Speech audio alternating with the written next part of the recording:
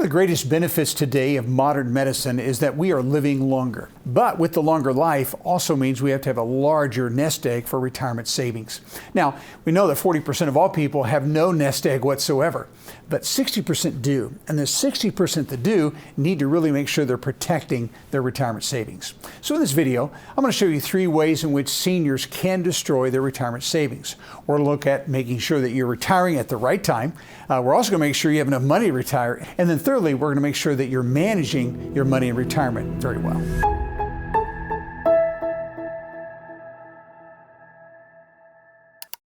All right, so the first way in which people begin to destroy their retirement savings is simply by retiring too early. They've always had their heart set on maybe retiring at 55 or at 60, but they really don't have sufficient money to do that.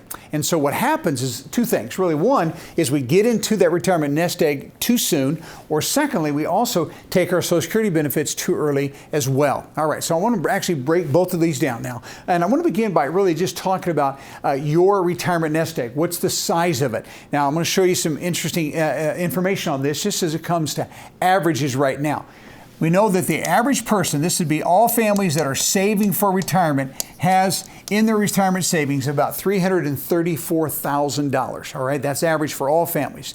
Now, we have a chart here that breaks down that by age. You can see those that are under 35, just a little over 30,000. Again, they got a lot of years to work, but they're just beginning to build up the nest egg. Those that are 35 to 44, 131,000, 45 to 54, 254,000. Now we get into the time when people are really preparing to retire. And so this would be at 55 upwards to 75. And notice what the average person in this age group has. They have a little over $400,000. Those that are 65, 74, about $426,000. And you're going to see in just a minute, for the majority of people, that's probably not going to be enough.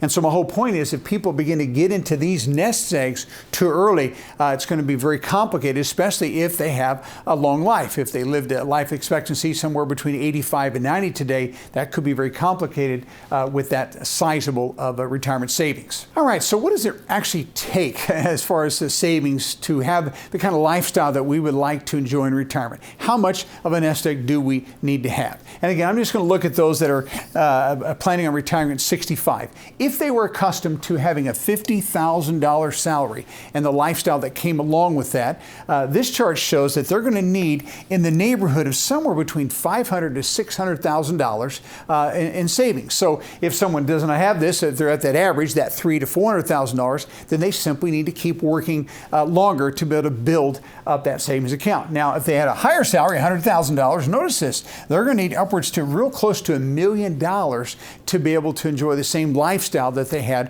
while they're working. Obviously, $150,000, now we're talking around $2 million. If it's $200,000 salary, around $3 million saved up. And so that's why we're saying, if we're accustomed to this lifestyle, and that's what we want to continue on in our retirement years, then we got to keep building that nest egg and not retire too early. Hey, if you found this video helpful and if you want to see more Medicare information just like it, then go below, right below the video, and you can give us a thumbs up as well as subscribe to our channel. And every time I put a new video, which is about 2 every week, you'll be notified of that video, and others just like you who need this vital information will get it as well.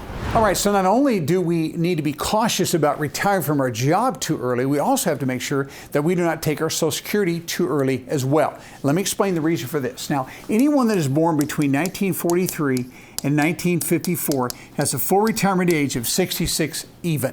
But after 1954, the government began to add 2 months to everyone's full retirement age. So if someone's born in 1955, they have a full retirement age of 66 plus 2 months. They're born in 1956, they had 4 months. 1957, they had 6 months. 1958, they had 8 months. In 1959, they had 10 months. And then in 1960 thereafter, we have a full retirement age of 67. All right. So let's say someone's turning 65 today. Today, I'm shooting this video. It is 4/11 of 2024. So if they're turning 65 today, that means they were born 4/11 of 1959.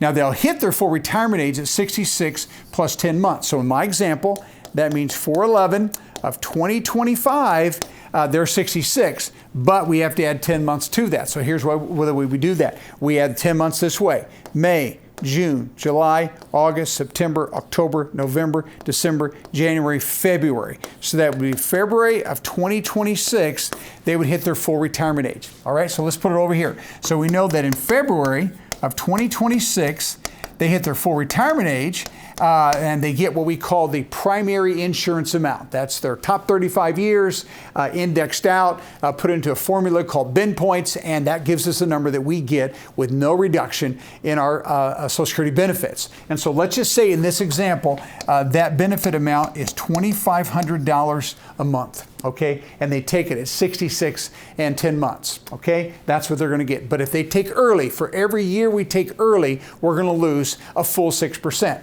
All right, and so if I take 1 year early, I lost 6%. 2 years early, I lose 12. 3 years early, I lose 18, and 4 years, I'm going to lose 24% of my benefit. So what happens? So instead of getting $2,500, I'm going to lose 6%, which means my check's only going to be $2,350. If I do 2 years earlier, I'm only going to get $2,200. If I leave 3 years early, I'm going to be $2,050, and a full 4 years earlier, now I'm going to get $1,900 in a monthly benefit. So you can see the difference between full retirement age and this right here is what? $600 a month.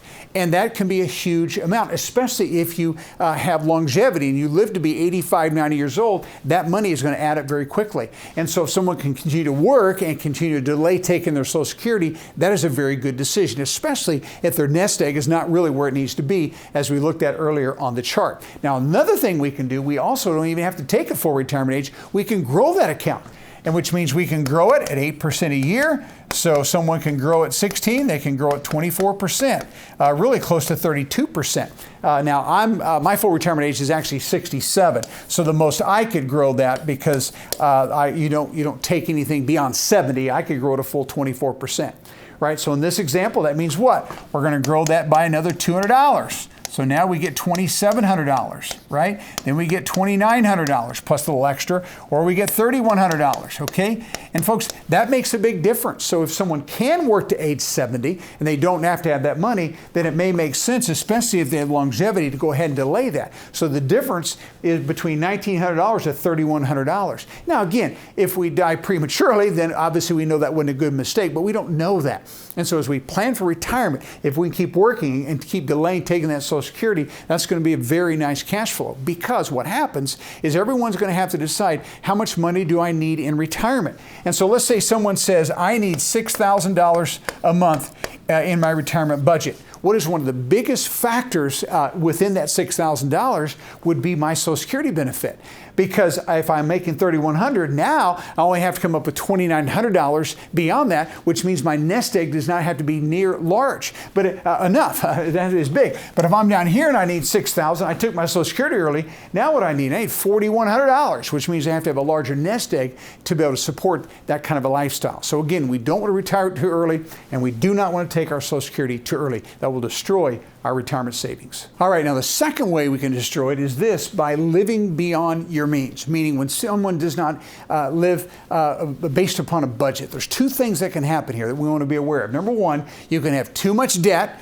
Or number two, you can have too much spending. I met plenty of people in my business where they had enough money to retire, but they overspent in retirement, and they realized their nest egg is dwindling too quickly, and they had to go back to work. That's very, very sad. So these are the two things that we got to control to make sure that we're living within our means. So let's talk first of all about this whole issue with debt. Right now, 60% of all people that are retiring are carrying debt into the retirement. Now, frankly, it'd be nice if we had no debt in retirement. That makes life very, very nice, okay? Because that debt is going to really deteriorate our savings and make life very complicated. They say right now that the average retiree has about $70,000 of debt. All right, so I want to talk just a little bit about debt. So ideally, we're going into retirement with absolutely no debt whatsoever. But if we're like the average person carrying debt in retirement, we have to make sure that it's within some boundaries that we actually can manage. All right, so let me just show you a good rule of thumb that we follow as advisors. We call this the 28-36 rule. These are percentages. And so first thing we look at would be our housing expenses. And I'm talking about mortgage,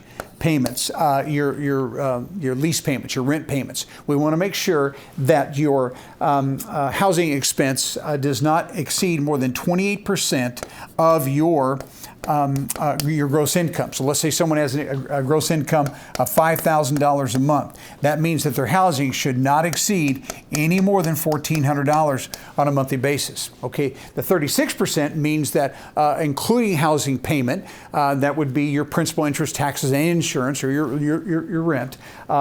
We can then add all other types of debt. This would be consumer debt, credit cards, automobile loans. And again, that should be no more than 36% of that. And so what would that be? That would be about $1,800, all right? And so we believe these are kind of manageable amounts of debt. Again, like to have none, but if we have some, we need to make sure that we're conscious to these kinds of parameters. Now, I put the 43% on here because what happens is financial planners will say if you have more than 43%, that is totally unmanageable. That's something you're going to have to take care of. And this would mean in this example, someone that made $5,000 gross income should, if they have $2,150 or more in debt, then that's something they're going to have to get very serious about paying off. And if you're this high with your debt situation, you truly are in no position whatsoever to retire. You just simply have too much debt. Hey, Medicare can be very confusing. In fact, people make mistakes all the time because of how confusing it is. So what I've done is I've actually created a Medicare, notice this, Essentials Workshop, where you have the opportunity to really learn everything that you need to know about Medicare so that you can make Medicare decisions.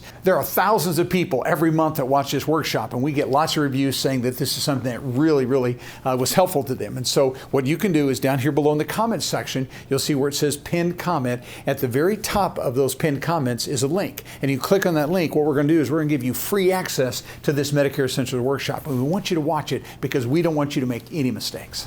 The second way we can do it is by simply having too much spending. Now, I'm going to share with you a very interesting statistic just out recently, and that's this. They say the average person right now that is retiring at 65 has income, annual income, of $55,350 a year. This same person also has average expenses of $52,150, which means what? They are definitely living within their means, don't have a lot left over, but they certainly are going to be able to manage in this kind of a situation. So what we have to do as we're preparing for retirement is we have to estimate our spending. What do we think we're going to spend? Because that's going to determine how large of a nest egg we're going to have to sustain that kind of a lifestyle. And so what we do as a firm is we follow what we call the 70% rule, 70% rule. And what this simply means is this, is we actually take our post-tax income that we're making right now, meaning that you're still working, you take that post-tax income and you apply 70% to that, which means you cannot have living expenses beyond 70% of what your present post-tax income is. So let me just give you a quick example. So let's say that we're making $100,000 gross in salary. All right, and so we know we're going to lose money to taxes. So let's just say we lose 25%. So we're going to lose 25 grand in taxes. So that's going to give us post-tax income of $75,000. We apply the 70% rule to that, and that number is going to be $52,500 in expenses. Again, 70% of what our post-tax income is, that's probably about what you're going to be spending in your retirement years. Now notice this. Look at this. They say the average person right now is spending $52,150, right? And so that's exactly where the 70% rule would just line up exactly. Now what happens though, let's say someone has an income of $75,000, right? And they're not going to lose 25% tax. Let's say they lose 20% taxes. So they're going to lose $15,000 to taxes. That's going to put them at a post-tax income of $60,000. And again, we apply the 70% rule. And so we would estimate that they can afford to spend about $42,000 in their expenses. But notice the average are now $52,000. So if that's where you are and you're going to spend the average, then you're $10,000 a year short. So again, we're going to have a nest egg that's going to be able to sustain that. So here's my point. As you go into retirement, the way you're going to destroy it is if you have too much debt and you have too much spending. All right, that brings us then to the third way in which people can destroy their retirement savings, and that is this, when they have incorrect asset management, meaning they have a portfolio, investment, savings, and different things, and so they don't allocate that properly. And so we actually have two really extremes that people have to be aware of. One is that some people have way too much safe money and some people have too much money at risk. And what do I mean by that? That means safe money would be anything that would be like a CD. This is going to be your savings account. This is going to be your bonds. This would be annuities, things like that. That is considered to be safe money. Now, we think safe money is important, but if you have all your eggs in this basket, what's going to happen? Well, we know that as you live your 20 to 30 years in retirement, health insurance expenses are probably going to go up. Inflation is going to occur. Taxes are going to be an issue. And so we have to be able to have a way to be able to offset some of those expenses. And so if this is where all your money is, we're not going to get much of return if it's all in that safe bucket.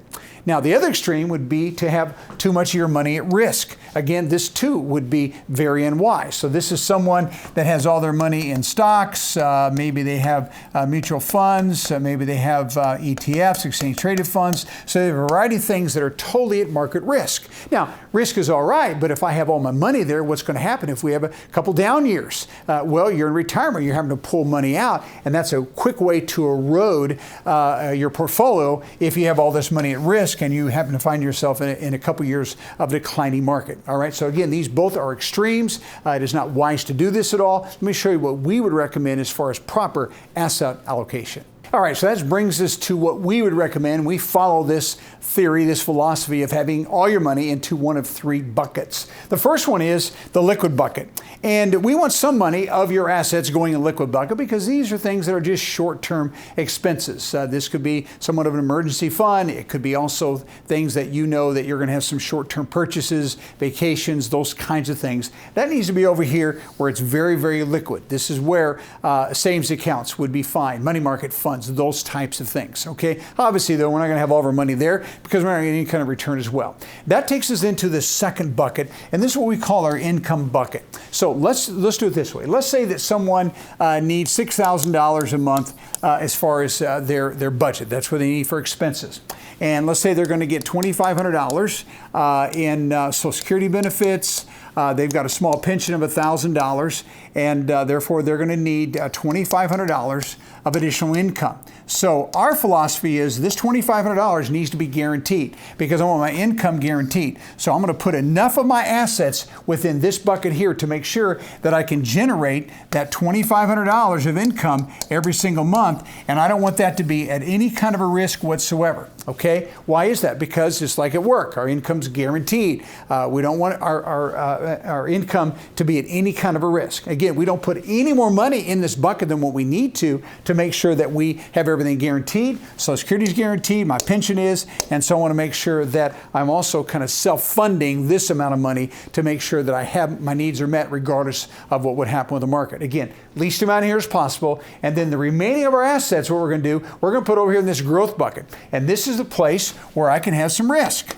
Okay? Over here, this needs to be totally safe. Right? I don't want this any risk, but this I can have risk. And again, we need some risk. Why? Because of increasing health insurance expenses. Could be long-term care. Could be inflation that certainly you're going to see during your retirement years, as well as tax issues as well. So this is the place where we're going to get our growth so we can offset those expenses. So this is the place for our stocks and for our ETFs, our mutual funds, and those kind of investments that carry the risk. But again, this money here, I don't have to touch. Why? Because now my income is safe and secure. I don't worry about it. Market's down. It's not going to affect my lifestyle whatsoever. But the markets will go up and there will be growth in this bucket here, but we want to make sure that I don't have to get in there to actually cover my living expenses. Okay? And so my whole point is this. If we're going to be in retirement, we have to be conscious of these things. Folks, don't retire too early. Keep building up those funds. Make sure that you know how much money it's going to take you to live, what your expenses are going to be in retirement to make sure you have that nest egg. And then be sure to take that nest egg and then place that in the proper asset allocation. That's the way that you enjoy your retirement and not destroy your retirement savings.